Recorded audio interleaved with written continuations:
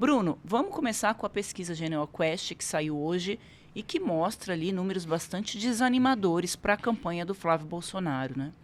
Andressa, se a gente for pegar o que aconteceu nos últimos 2, 3 meses, né, foram raríssimas as oportunidades em que o Flávio Bolsonaro teve uma pauta positiva.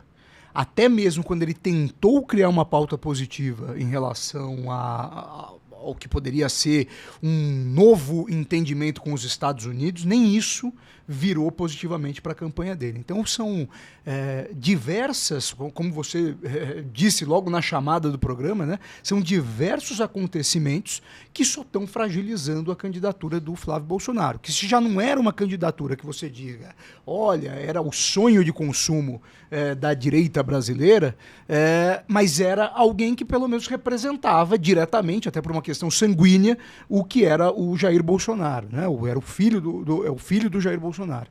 Mas essa avalanche de denúncias, de problemas, de desentendimentos, uma desarticulação política gigantesca, né? A oposição brasileira, num momento em que hoje o Lula está comemorando que depois de não sei quanto tempo a aprovação do governo passou a desaprovação.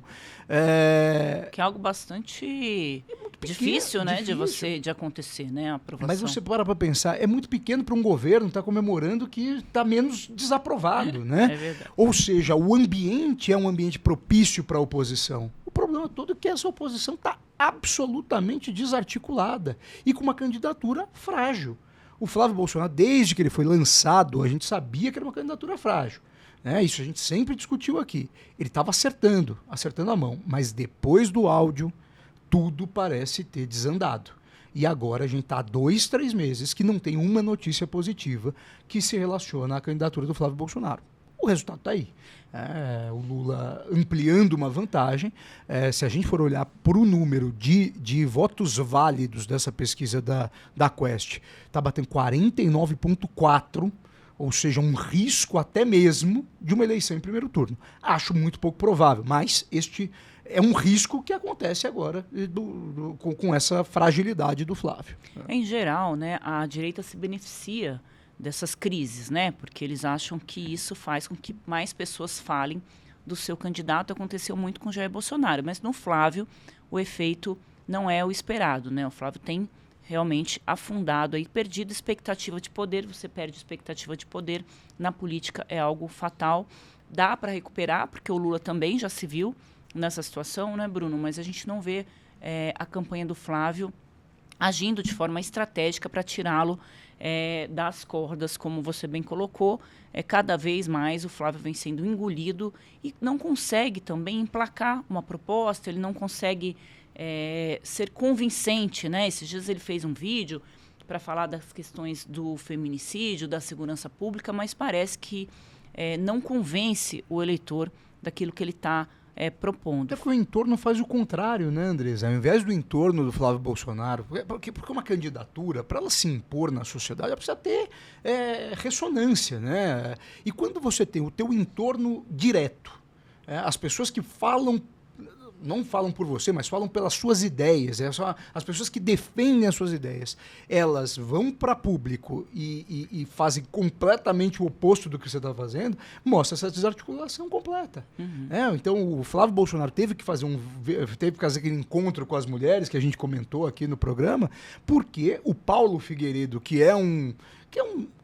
se a gente for colocar numa caixinha, não é nada do ponto de vista político, mas é um apoiador que virou um porta-voz vivendo nos Estados Unidos e que anda colado com o irmão do Flávio Bolsonaro. Se tivesse no Brasil, seria um ministro da Casa Civil ali. Exato, alguém que poderia até ocupar um cargo importante num governo Flávio, né? E daí esse sujeito vai e fala que mulher não sabe votar, que tem que votar igual o marido.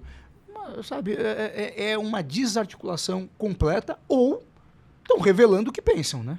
Exatamente. Também, às vezes a gente está aqui achando que é uma desarticulação, mas não, estão falando o que eles realmente pensam, o que eles acreditam. E tem uma parte do eleitorado que concorda com eles nesse ponto, infelizmente, e isso acaba prejudicando a campanha do Flávio, mas que realmente está faltando ali muita articulação da parte da campanha. Hoje está me parecendo um pouco a campanha do Haddad. Você sabe que foi ser candidato para perder apenas para ocupar ali um espaço político. Então, tem aliados do Flávio que já dizem claramente que o Flávio deve ser candidato ao Senado pelo Rio de Janeiro. Não tem candidato, né, Bruno, ao Senado pelo Rio de Janeiro. Ontem, Flávio. Parece que o Flávio Bolsonaro havia dito que o Carlos Portinho ia ser o indicado para a vaga, né?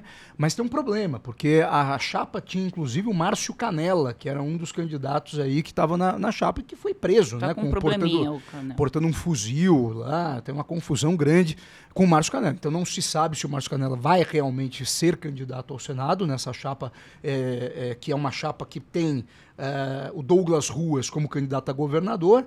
Já tinham anunciado o Rogério Lisboa, ex-prefeito de Nova Iguaçu, como vice, e estava composta a chapa com Cláudio Castro para o Senado e Márcio Canella para o Senado. Essa era a chapa.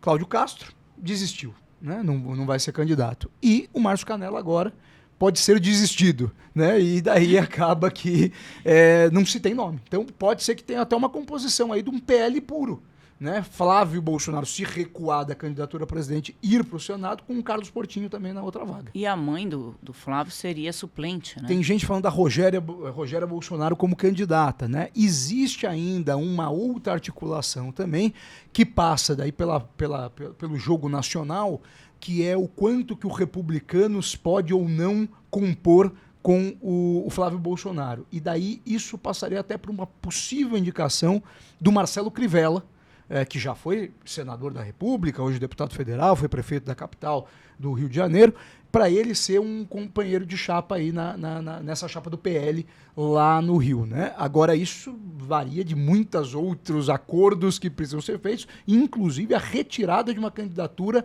ao governo, que hoje o Republicanos tem 2 candidatos postos lá no Rio, o Antony Garotinho, ex-governador Antony Garotinho, e o André Português, que foi prefeito de uma cidade pequena no interior do estado. Mas os dois estão disputando uma interna do Republicanos para ver quem pode ser o candidato a governo. Então teria que retirar essa candidatura, fazer o Crivella ser senador nessa chapa, e isso com a composição nacional também. Então, é um jogo que ainda está muito aberto, né? Então, seria importante para o Flávio conseguir um apoio, pelo menos um partido, né, o Republicanos, mas o presidente do Republicanos, que é o Marcos Pereira, já disse que mediu ali a temperatura e que a maioria do partido não quer apoiar nenhum candidato, né? Isso mudou muito ao longo da campanha. A gente começou aqui falando que o PP, União Brasil e Republicanos fechariam com o Flávio, mas é claro que os acontecimentos da política já fizeram essa turma desistir, né?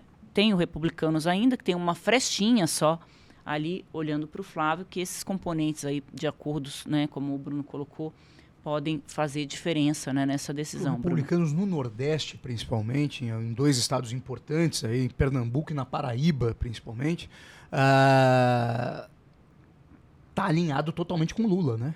Em Pernambuco, o irmão do ex-ministro Silvio Costa é o candidato a vice do João Campos, né? O ex-ministro Silvio Costa hoje é líder da maioria do governo Lula, pelo Republicanos, e o presidente da Câmara dos Deputados, Hugo Mota, é do Republicanos. E o pai do Hugo Mota, ex-prefeito de Patos, lá no sertão paraibano, é candidato ao Senado numa chapa que é liderada hoje pelo PP, e que estão todos com Lula lá no estado da Paraíba. Por isso que brigou tanto com o Lula ali, né? Toda a crise que teve na Câmara do Hugo Mota com o Lula, na verdade, não tinha nada a ver, né, com as articulações do Congresso, tinha a ver com o apoio que ele queria para o pai dele, né, Bruno? Exatamente. Tem um ponto aí da pesquisa, agora vamos